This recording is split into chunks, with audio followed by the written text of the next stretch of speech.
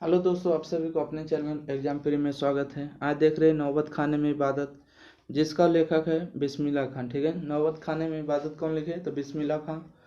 तो क्वेश्चन इसका subjective objective का ये भी आपको महत्वपूर्ण है। ठीक है, तो इसको शुरू से अंत तक देखते रहिएगा, बहुत छोटा है। ठीक है, आइए कहते हैं क्वेश्चन नंबर 1, डुमरामा की महत्व किस कारण से? ठीक है, डुमरामा की महत्व जो है शहनाई के कारण है। ठीक है, प्रसिद्ध शहनाई वादक बिस्मिल्लाह खान का जन्म डुमरामा में हुआ था। ठीक है, बात करें शहनाई बजाने के लिए जिस रीढ़ का प्रयोग किया जाता है, रीढ़ का प्रयोग किया जाता है। ठीक है, गाने गुलों की शहनाई बजाने के लिए रीढ़ का प्रयोग किया जाता है, जो एक विशेष प्रकार की घास है, नरकट से बनाई जाती है। ठीक है, वह डुमरामा में सोन नदी के किनारे पाई जाती है। डुमरामा की महत्व बढ़ जाए, ठीक है, डुमरामा की महत्व बढ़ गया, इसके कारण है शहनाई। ठीक है, क्या है? शहनाई। डुमरामा की महत्व है शहनाई के कारण, क्योंकि वहाँ जो प्रसिद्ध शहनाई वादक है बिस्मिल्लाह खान का जन्म हुआ डुमरामा में, डुमरामा में हुआ। ठीक है, और इसका कारण है कि शहनाई बजाने के लिए जिस रीढ़ का प्रयोग किया जाता है, जैसे कि आप एक बाजा देखते हैं ना, जैसे कि इस तरह से लीजिए, और इसमें जो देखते हैं आप दो गो पत्तिनियन, तो जो रीढ़ उसी को कहते हैं रीढ़। जो रीढ़ का प्रयोग किया जाता है वो एक प्रकार की विशेष घास होती है। ठीक है, एक विशेष प्रकार की घास होती है जो नरकट से प्रकार होती है। ठीक है, जो नरकट से बनाई जाती है, वह कहीं और नहीं मिलता, डुमरामा में सोन नदी के किनारे ही पाई जाता है, जिसके कारण से डुमरामा की महत्व बढ़ गया। क्वेश्चन नंबर 2, बिस्मिल्लाह खान शहजादे में किस चीज के लिए गिड़गिड़ाते थे? उनके व्यक्तित्व का कौन सा पक्ष उद्दिष्ट होता है? चलिए देखते हैं इसका आंसर। कहते बिस्मिल्लाह खान इबादत में खुदा के सामने झुकाते थे। ठीक है, शहजाद में गिड़गिड़ा कर खुदा से सच्चे सुर का वरदान मांगते थे। इसे पता चलता है कि खां साहब धार्मिक, संवेदनशील एवं निर्विघ्नी थे, संगीत साधन हेतु समर्पित थे, अत्यंत विनम्र थे। ठीक है, बिस्मिल्लाह खां जब जाते थे खुदा के सामने तो सर झुकाकर गिड़गिड़ाते थे और बोलते थे, हे खुदा, हमें सच्चे सुर का वरदान चाहिए। ठीक है, आइए क्वेश्चन नंबर 3। क्वेश्चन नंबर 3 में कहते हैं कि सुशिरवाद किससे कहा जाता है? शहनाई शब्द की व्युत्पत्ति किस प्रकार हुई है?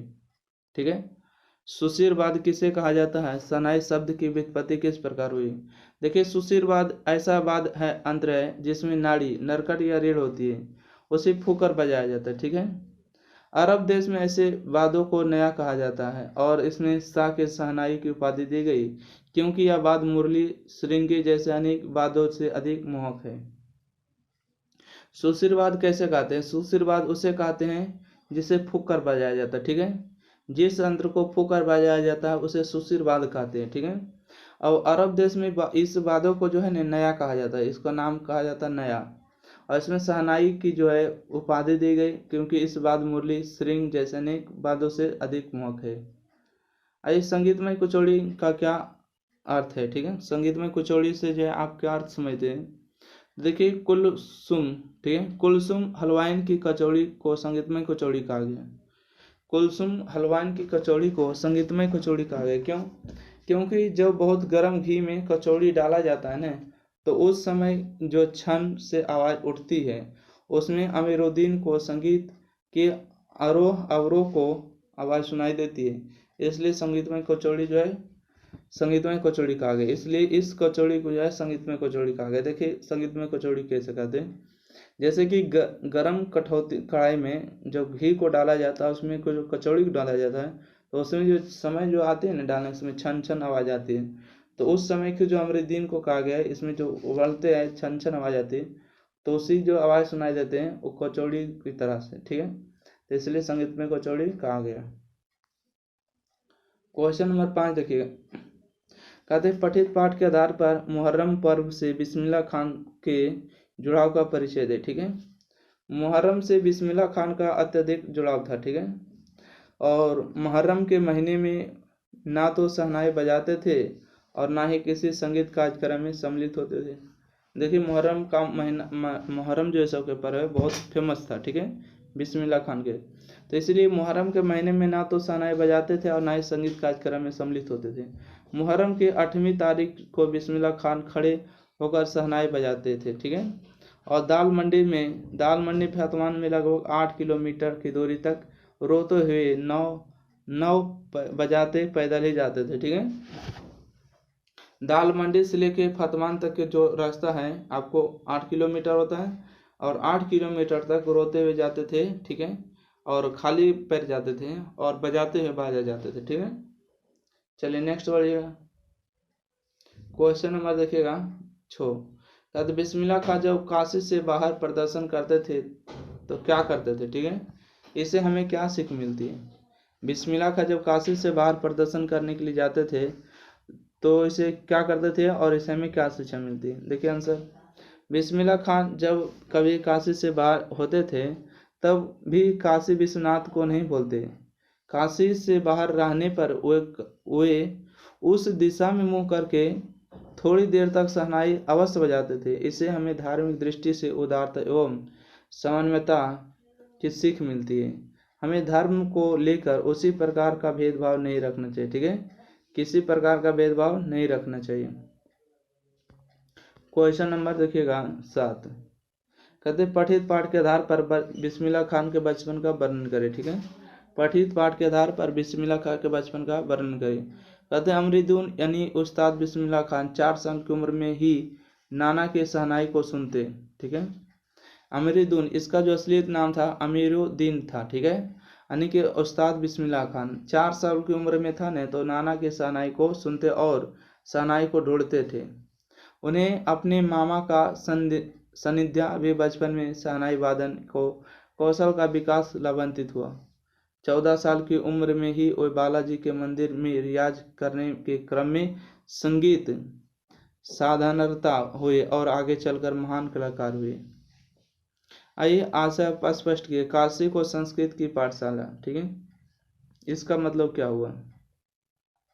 इसका मतलब हुआ कि काशी को संस्कृत की पाठशाला कहा गया है। यह भारत की ज्ञान नगरी रही है। यह भारतीय शास्त्र का ज्ञान है।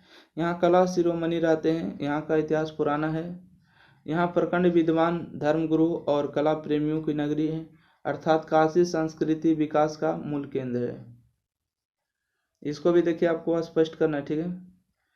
कहते फट सुर ना बखे लुंगिया का बाया, आज फटी है तो कल सिल जाएगा, ठीक है। जिसके इसका व्याख्या करना है कि फट सुर ना बक्से लुंगिया का बाया, आज फटी है तो कल सिल जाएगी। बिस्मिल्लाह खान प्राय खुदा से दुआ मांगा करते थे और वे सच्चा सुर बख्श दे जो संगीत की कटौती पर हर दृष्टि से पूर्ण तथा खरा है। एक दिन जब उसके शिष्य ने उनकी फटी लुंगी को बदलने का आग्रह किया तो उत्तर देते हुए कहा कि लुंगी तो सिल जाएगी, बदली जा सकती है, पर सुर सुरीला होना चाहिए, बेसुर नहीं, ठीक है। चलिए दीर्घ उत्तरीय प्रश्न देखिएगा बिस्मिल्लाह खान का, ठीक है। कहते बिस्मिल्लाह खान का मतलब बिस्मिल्लाह खान की शहनाई है। एक प्रकार के रूप में बिस्मिल्लाह खान का परिचय पाठ के आधार पर दीजिए, ठीक है, अथवा एक कलाकार के रूप में बिस्मिल्लाह खान का परिचय नवबत खान में इबादत शीर्षक पाठ के आधार पर दे। दोनों आंसर में, ठीक है। देखिए बिस्मिल्लाह खान एक उत्कृष्ट कलाकार थे, ठीक है। बिस्मिल्लाह खान जो थे एक उत्कृष्ट कलाकार थे। शहनाई के माध्यम से उन्होंने संगीत साधना को ही अपना जीवन मान लिया।